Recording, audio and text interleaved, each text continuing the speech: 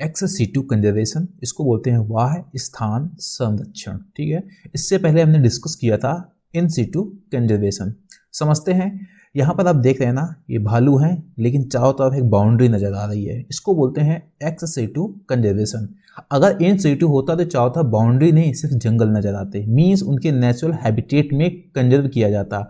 लेकिन यहाँ पर भालू को वहाँ से हटाकर किसी दूसरी लोकेशन पर रख दिया जाता है, उसको बोलते हैं एक्स सीटू कंजर्वेशन। जैसे यहाँ पर देखो तरह तरीके के प्लांट नजर आ रहे हैं, दिखने में तो बड़े सुंदर है, बट ये इनका नेचुरल शेप नहीं है। ठीक है ना, ये नेचुरली ग्रो नहीं किए गए हैं, इनको डिजाइन किया गया है।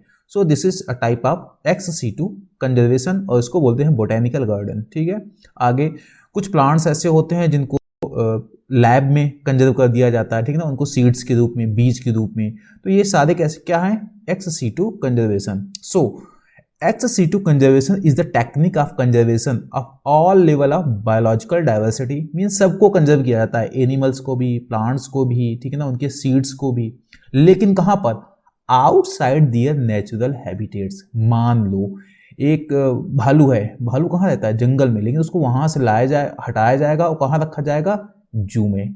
अब मछली है, अगर ऐसा लग रहा है कि वो एक्सटिंक्ट हो जाएगी, विलुप्त हो जाएगी, तो उसको कंजर्व करना है तो उसको रखा जाएगा एक्वेरियम में। ठीक है ना, यानी उसके नेचुरल हैबिटेट से बाहर कर दिया जाएगा।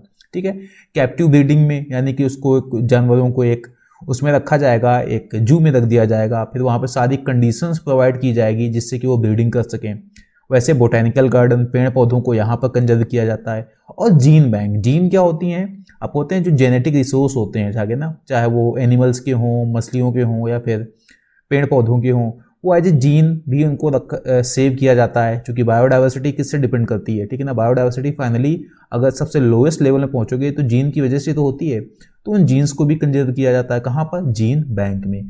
तो ये जो सारे एग्जाम्पल है ना, ये एक्स सीटू कंजर्वेशन के एग्जाम्पल हैं। ठीक है ना, जू है, कैप्टिव ब्रीडिंग वगैरह वगैरह। ओके, तो क्या अंतर है इन सीटू से, इन सीटू में भी कंजर्व किया जाता है लेकिन नेचुरल हैबिटेट में, जबकि एक्स सीटू में नेचुरल हैबिटेट से बाहर करके एक जो मैन मेड इन्वायरमेंट होता है वहां पर कंजर्व किया जाता है। ठीक है, तो एक ये था और दूसरा हमारा ये कॉन्सेप्ट है। आगे समझते हैं। अब हो क्या गया है कि जैसे जैसे हमारी जो साइंस है ना बहुत आगे बढ़ रही है, वैसे वैसे क्या किया जा रहा है कि जो एक्स सीटू कंजर्वेशन है उसका यूज किया जा रहा है बहुत सारे जो थ्रेटेंड स्पीसीज हैं उनको सेव करने के लिए। ठीक है ना, अगर ये शायद कुछ सालों पहले होता तो वो स्पीसीज भी कंजर्व कर दी जाती, बचा ली जाती कुछ हद तक, जो विलुप्त हो चुकी हैं। लेकिन चले अब क्या हो रहा है, जो बेसिकली जो थ्रेटेंड स्पीसीज हैं यानी जो विलुप्त होने की कगार पर हैं, उनको कंजर्व करने की कोशिश की जा रही है। ठीक है ना, अब तो ये भी हो रहा है जो गैमेट्स होते हैं जाके, ठीक है ना, जो मेल और फीमेल सेल्स होती हैं, ठीक है, जिनको मिलकर बनता है जाइगोट, उन जो थ्रेटेंड स्पीसीज की जो गैमेट्स हैं उनको भी प्रिजर्व किया जा रहा है। ठीक है ना, लैब में। ठीक है ना, और लंबे समय तक फर्टाइल कंडीशन में रखा जा रहा है। कौन सी टेक्निक का यूज करके, क्रायो प्रिजर्वेशन। क्रायो प्रिजर्वेशन क्या होता है कि बहुत लो टेम्परेचर पर, ठीक है ना, लिक्विड नाइट्रोजन वगैरह का यूज करके, ठीक है, उन सेल्स को, ठीक है ना, जैसे मेल और फीमेल सेल्स होती हैं, उनको कंजर्व किया जा रहा है। ठीक है, यानी कि जो कंजर्वेशन है वो एज ए सेल के रूप में भी, ठीक है ना, कोशिकाओं के रूप में, जीन्स के रूप में, ठीक है ना, भी किया जा रहा है। तो ये है हमारा एक्स सीटू कंजर्वेशन।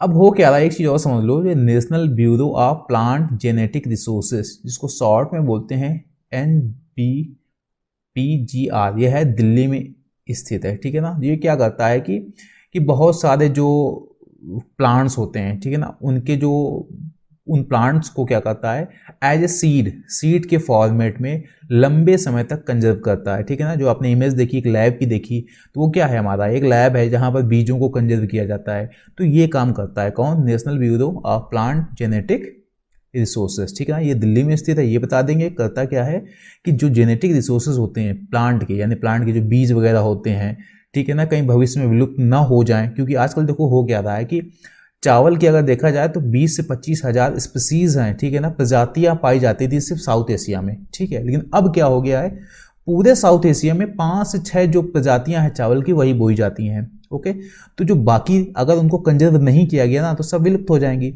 और अगर क्लाइमेट चेंज होता है, जो कि हो ही रहा है, और मान लो ये जो 5 प्रजातियां जो उगाई जा रही हैं ये क्लाइमेट चेंज को, ठीक है ना, में मान लो ना सक्सेस हुई, तो फिर क्या होगा, तब तो उन कुछ और प्रजातियों की जरूरत पड़ेगी ना, तो वो कंजर्व की जा रही हैं। ठीक है, तो ये सब काम कौन करता है इंडिया में? NBPGR। ठीक है, तो ये था हमारा ex-situ कंजर्वेशन। आगे हम डिस्कस करने वाले हैं इन दोनों के डिफरेंस और इनके क्या एडवांटेजेस एंड क्या डिसएडवांटेजेस होते हैं। Thank you.